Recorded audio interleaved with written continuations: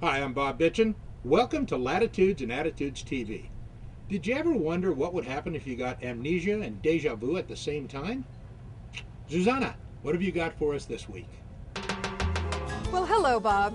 We've got some great cruising stories this week, all the way from the Mediterranean Sea to the west coast of the United States. We'll catch up once again with our friends Paul and Cheryl Shard as they continue their tour of the Med aboard Two Step. And we'll show you why Bob is so excited about a new traveler from Garhauer. Here's a hint, it's non-fouling. But first, let's tag along with Andy and Captain Woody as they join Bob and Jody for what turned out to be their final cruise aboard the Lost Soul. Cruising south to Mexico. It's what we all dream of. Warm water, cold beer, great sailing. But first, we had to spend a few days in San Diego to fix the autopilot, install Jody's new toy, and repair a gouged cap rail. We're here on the Lost Soul in San Diego on our way to Mexico with JB from Epoxy. I've been varnishing boats for about 30 years now, and I got to tell you, it gets to a point where you just don't want to do it so often. So I came up with what I thought was a brand new idea on how to eliminate the coats you have to put on and recoating. Okay? To do this, you have to use Moss Epoxy. JB, tell us, why do you have to use Moss? The reason it works with our product is because we don't have that waxy film that epoxies get when it cures, that amine blush that you have to wash off. And it's thinner, so it wets into the wood fibers better. It just gives you a better base. So here's the Reader's Digest version of how it works. First, sand down to bare wood and prep the surface. Then apply 2 coats of Moss Epoxy.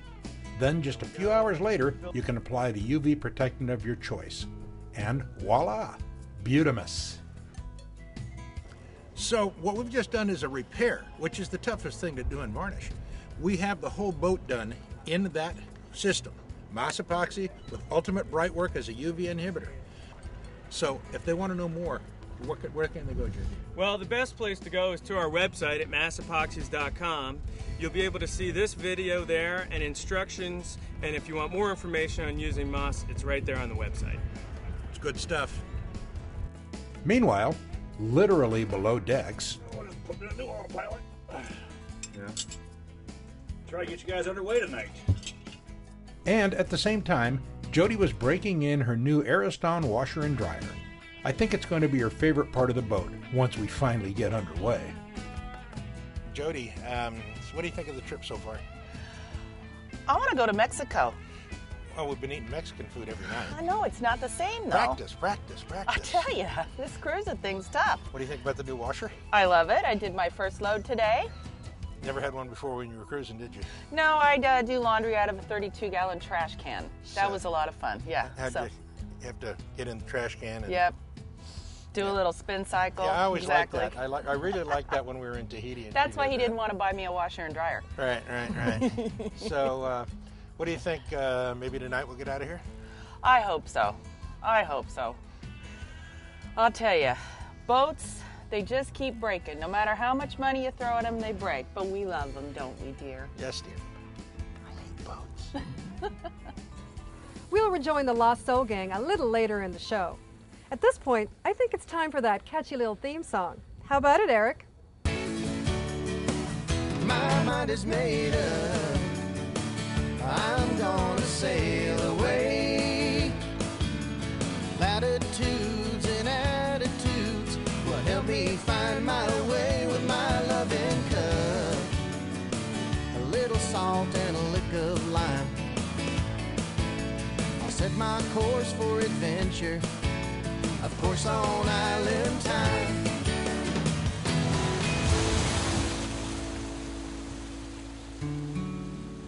Latitudes and Attitudes is brought to you by Catalina Yachts. The closer you look, the better it gets. Visit your local Catalina dealer and see why Catalina is the sailor's choice. Don't go away. Latitudes and Attitudes will be right back.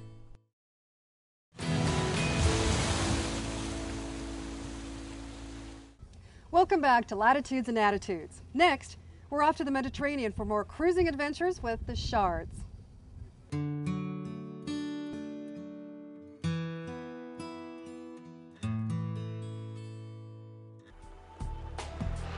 We're just leaving Corinth Harbor and heading towards the entrance of the Corinth Canal. Behind us are new Norwegian friends on Belcanto, and we'll be traveling into the Aegean Sea today. The Corinth Canal is only 3 miles long, and they charge quite a bit for it. I think we're going to pay maybe 150 euros, something like that. I don't know exactly. They tell us when we get out the other side. It makes it one of the most expensive, if not the most expensive, canal in the world per mile that we go through. It's quite exciting. We've got maybe 15 boats out here, 10 or 15 boats, all waiting to go through. And we call them up on the radio and ask them, and they say, come on over, it's getting ready to go in now. And then they'll tell us what order we want to go in. They'll send the ships in first, I think, because they go faster. And then us slow yachts will go along at the back. We got a couple of tugboats, a pilot boat there putting a pilot off who will be taking the ship through because they wouldn't let the captain go through, but we get to go through on our own. Should be fun. At its narrowest point, the isthmus connecting the Peloponnesos Peninsula to Greece is only 3.2 miles wide. So the benefits of a canal are obvious looking at the east-west routes connecting the Aegean ports, especially Athens, to the rest of Europe. A trip from Ithaca to Athens would be reduced from 300 miles to just 150 using the canal. Well, this is it. In we go. They've sent 2 ships in first, and those other yachts zipped in ahead of us, so that's fine. I think this is going to be interesting. This canal was cut over 100 years ago, and it's quite a feat because it goes up to 70 meters above the water level. So that meant they had to dig 70 meters down, and then dig even deeper for the bottom of the ships to go through.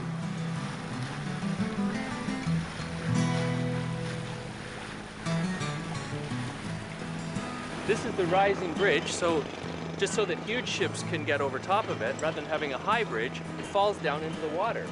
So now that we've gone through, they're lifting the road back up into position for the cars to go over.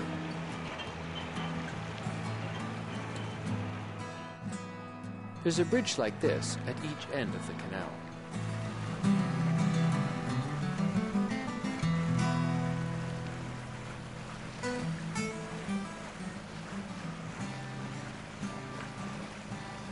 Well, according to the GPS and our speed gauge, it looks like we have over 1 knot of current, maybe 1.5 knots of current flowing through the canal behind us. You can see it going along the lock walls, and that's really a lot. We're lucky today because we've got the wind coming in from the west. It's pretty light anyway, wouldn't be much of a problem, but it's nice to have the wind behind us. I think the wind here always will go either from the west or from the east, since these walls are just so tall. It's hard to imagine how Emperor Nero thought he could dig this canal with the tools available 2,000 years ago. Nevertheless, he announced the start of the project and theatrically began the job himself with a golden shovel and carried the first basket of earth on his back. He set teams of war prisoners from the Aegean Islands and 6,000 Jewish slaves to work on the canal. But they were nowhere near finishing before Nero had to rush back to Rome to quell a mutiny in Gaul, and the project was subsequently abandoned. Even though this bridge is 70 meters above us, from the deck it still looks like our mast top might touch it. There are 2 highway bridges and a railroad bridge spanning the canal here, so you don't need to be in a boat to get a good view. The immensity of cutting this canal was daunting even for the technology of the late 1800s, when the canal company finally accomplished the feat over 10 years. They moved 12 million cubic meters of earth and rock to dig this colossal ditch.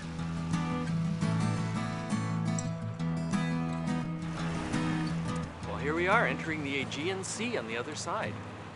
We can see why Nero wanted to do this. It cuts off so much of the journey, it's only taken us half an hour to cross this area. Now we just see if they take credit cards. Hi, I'm Captain Marty Fogel from San Diego, and Latitudes and Attitudes will be right back.